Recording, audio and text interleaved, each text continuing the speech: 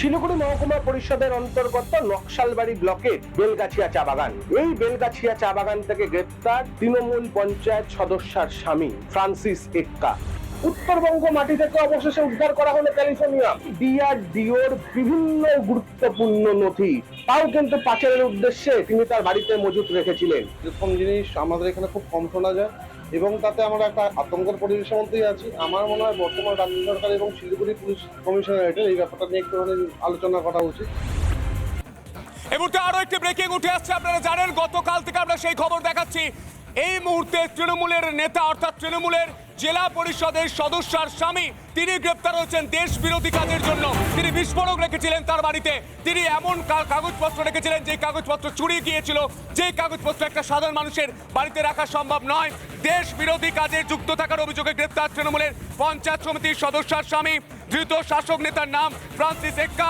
বিপর্যয় মোকাবিলা দল এবং পানিঘাটা ফাঁড়ির পুলিশ মিলে, গোয়েন্দা কর্তাদের মিলে, কেন্দ্রীয় বিপর্যয় মোকাবিলা দল মিলে তাকে গ্রেপ্তার করা হচ্ছে। তেজস্ক্রিয় পদার্থ যার দাম কোটি কোটি টাকা।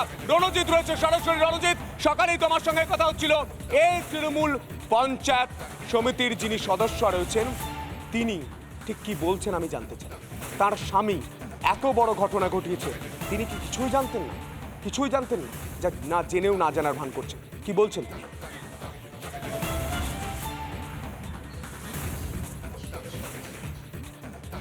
দেখো সন্তু, অমৃতা একটা তৃণমূল পঞ্চায়েত সমিতির কর্মাধ্যক্ষ। তার সাথে একাধিকবার যোগাযোগ করা হলে তিনি কিন্তু এই বিষয়ে কিছু বলতে রাজি হননি। অন্যদিকে গোয়েন্দা সূত্র মারফত আমাদের কাছে যে খবর ইমিডিয়েটলি এসে পৌঁছচ্ছে, সেই সূত্র অনুযায়ী ফ্রান্সিস এক্কা, অমৃতা একটার স্বামী, যাকে গ্রেপ্তার করা হয়েছে দেশ বিরোধী কার্যকলাপের জন্য, যার হেফাজত থেকে উদ্ধার হয়েছে ক্যালিফোর্নিয়াম। এই ক্যালিফোর্নিয়ার ইউনিভার্সিটির ল্যাবে তৈরি সাধারণ ধাতব নয়, নিউক্লিয়ার অ্যাটমে ব্যবহার করা হয়। নিউক্লিয়ার অ্যাটমের থেকে অনেকাংশে শক্তিশালী এই বস্তু ক্যালিফোর্নিয়াম, যার বাজার মূল্য প্রায় 17 কোটি টাকা। 1 গ্রাম ক্যালিফোর্নিয়ামের দাম প্রায় 17 কোটি টাকা। এই 17 কোটি টাকার ক্যালিফোর্নিয়াম যখন উদ্ধার হলো, পরবর্তীতে কেন্দ্রীয় সংস্থার একাধিক এজেন্সি এই ফ্রান্সিস এক্কাকে নিজেদের হেফাজতে নিতে চায় এবং তার সাথে কথা বলতে চায়। এবং কিভাবে তার হাতে এসে পৌঁছলো, আসল কি উদ্দেশ্য ছিল এই ক্যালিফোর্নিয়ামকে নিয়ে, সে সমস্ত কিছু কিন্তু কেন্দ্রীয় সরকারের যে সমস্ত এজেন্সিগুলি রয়েছে তারা জানতে চায়। পাশাপাশি আর্মি ইন্টেলিজেন্সের কর্তারা কিন্তু ফ্রান্সিস এক্কার সাথে কথা বলতে চায় কোথা থেকে তার হাতে আসলো এই ক্যালিফোর্নিয়াম। কারণ সাধারণ ধাতব তো নয়, যেখানে সেখানে কিনতে পাওয়া যায় না। শুধুমাত্র এই বিষয়গুলি নিয়ে যে সমস্ত অ্যাটমিক সেন্টারগুলি রয়েছে কিংবা ডিফেন্সের রিসার্চ অর্গানাইজেশন রয়েছে, তারা এই সমস্ত জিনিস নিয়ে কাজ করে। শুধুই কি পাচারের ছক ছিল, নাকি এই বিষয়টি নিয়ে চলতে কোনো নাশকতার ছক? কারণ যেই স্থানে এটি পাওয়া গেলে অত্যন্ত তাৎপর্যপূর্ণ এলাকা, Uttarbanga corridor, chicken neck corridor, যা সমগ্র ভারতবর্ষের সাথে উত্তর পূর্ব ভারতকে সংযোগ করে রেখেছে। দীর্ঘ 22.5 কিলোমিটার। একদমই রণজিৎ, সঙ্গে থাকো আমাদের সঙ্গে প্রাক্তন পুলিশ কর্তা অরিন্দম আচার্য এই মুহূর্তে সরাসরি রয়েছেন। অরিন্দম বাবু, আমি জানতে চাই, এত বড় তেজস্ক্রিয় পদার্থ যার 1 গ্রামের দাম প্রায় 18 থেকে 20 কোটি টাকা, সেই তেজস্ক্রিয় পদার্থ নিয়ে এই তৃণমূলের পঞ্চায়েত সদস্যার স্বামী তিনি কি করতে চাইছিলেন আমি জানতে চাই। দেখুন, আমি শিলিগুড়িতে চাকরি করেছি, নর্থ বেঙ্গলে। এই যে শিলিগুড়ি বলছেন, এটা হচ্ছে কি চিকেন নেক বলা হয়, এবং 7 সিস্টার যেটা আমরা জানি, ভারতের সাথে একটা সাংঘাতিক জায়গা আমাদের এই শিলিগুড়ির এই জায়গাটা। আজকে দেখতে পেলাম পেপারে যে একজন মানে আমাদের শাসক গোষ্ঠীর লিডারের স্বামী। আপনারা জানবেন যে তেজস্ক্রিয় যে আজকে যে ধাতু প্লাস ডিআরডিও মানে কিন্তু ডিস্ট্রিক্ট রুরাল ডেভেলপমেন্ট এজেন্সি নয় ভাই, এটা হচ্ছে ইম্প্রোভাইজড এক্সপ্লোসিভ ডিভাইস। এগুলো যুদ্ধের ক্ষেত্রে ইউজ করা হয় এবং এটা কোটি কোটি টাকা দাম। এটা তদন্ত করবে, নিশ্চয়ই তদন্ত হবে, সত্য জিনিস জানা যাবে। কিন্তু আমি কিন্তু একজন সাধারণ নাগরিক হিসাবে বলছি, এই তদন্ত কিন্তু NIA, ন্যাশনাল ইনভেস্টিগেশন এজেন্সিকে আমি ইমিডিয়েট দিয়ে দেওয়া উচিত।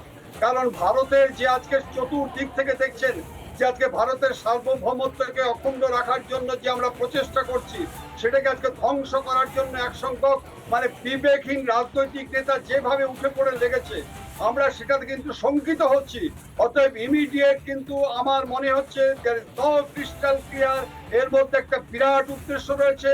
এর মধ্যে আমার মনে হচ্ছে আইএসআই থেকে শুরু করে লস্কর-ই তৈবা থেকে শুরু করে পাকিস্তানের সমস্ত যা উগ্রপন্থী বলছেন, সন্ত্রাসবাদী বলছেন, তাদের সাথে যোগ থাকতেও পারে। ভয় করছে, গোটা বাংলার মানুষের ভয় করা উচিত, কারণ এই ভয়টা আমরা পাচ্ছি এই কারণে এত তেজস্ক্রিয় পদার্থ তার বাড়ি থেকে উদ্ধার হচ্ছে, যার দাম এত, যাকে নিয়ে এত কিছু করা যায় এবং যে জায়গা থেকে উদ্ধার হচ্ছে, আপনি যেমনটা বললেন সেই জায়গা থেকে সেভেন সিস্টার লক করে দেওয়া যায়, সেই জায়গায় এই উদ্ধার হচ্ছে, এর রেসপন্সিবিলিটি নিতে হবে। তার স্ত্রী তিনি কোনো কথা বলছেন না।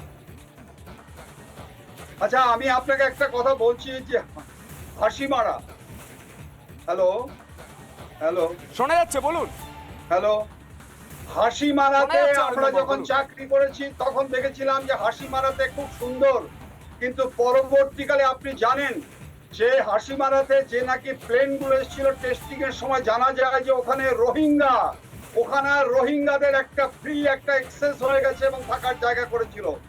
Due to the prompt intervention of military and local administration বাধ্য হয়েছিল তাদের বিরুদ্ধে অ্যাকশন নেওয়ার জন্য। আমার প্রশ্ন, আপনারা জানেন, যারা একটু খোঁজ খবর রাখেন, আপনারা জানেন যে হাসিমারাটা ভারতীয় আজকে যে সৈন্যবাহিনীর ক্ষেত্রে, বিমান বাহিনীর ক্ষেত্রে কত ইম্পর্টেন্ট প্লেস, এবং সেখানে পর্যন্ত আজকে হাসিমারাতে আজকে রোহিঙ্গাদের যুক্ত। সম্প্রতি যে লোকসভায় দেখলাম 3 কোটি রোহিঙ্গা বাংলাদেশিরা আজকে ঢুকে পড়েছে ওয়েস্ট বেঙ্গল, আজকে ত্রিপুরা, আসাম, মেঘালয় এবং ঝাড়খণ্ড। এটা হচ্ছে তার রেজাল্ট। এই পশ্চিমবঙ্গকে যাতে করছে, নিশ্চয়ই প্রশাসন ব্যবস্থা নিচ্ছে। তাহলে এত বড় একদমই অরিন্দম বাবু, এগুলো ভাবনার, এগুলো চিন্তার, এগুলো ভয়ের, এগুলো নিয়ে রিপাবলিক বাংলা খবর করছে। এই কারণেই মানুষের স্বার্থে আমরা দেখতে পাচ্ছি কি হতে পারতো এই ঘটনা। আমরা কথা বলেছিলাম, আপনাকে অসংখ্য ধন্যবাদ আমাদের সময় দেওয়ার জন্য। আমরা কথা বলেছিলাম প্রাক্তন ইন্টেলিজেন্স কর্তার সঙ্গে কথা বলেছিলাম, দীপাঞ্জন চক্রবর্তীর সঙ্গে। তিনি ঠিক কি বলেছেন শুনবো। বাংলার মানুষ যা চাইছে বাংলার মানুষ তাই পাচ্ছে। শাসক দলের লোকরাও তো বলে বেড়াচ্ছে না যে 6-0 হয়েছে উপনির্বাচনে। তো বাংলার মানুষ যদি চায় যে বাংলা থেকে সারা ভারতবর্ষে দেশ বিরোধী শক্তি রপ্তানি করতে, বাংলা ধীরে ধীরে হাতের বাইরে চলে যাচ্ছে। ভয়ঙ্কর দিন আসছে বাংলার জন্য। তো বাংলাকেই জানতে করতে হবে, বাংলার মানুষকে সিদ্ধান্ত নিতে হবে। নানা ধরনের কন্টেন্ট দেখার জন্য লাইক করুন, শেয়ার করুন আমাদের ফেসবুক পেজ, সাবস্ক্রাইব করুন আমাদের ইউটিউব চ্যানেল। পাশাপাশি অন্যান্য ব্রেকিং নিউজের জন্য অবশ্যই চোখ রাখুন রিপাবলিক বাংলায়।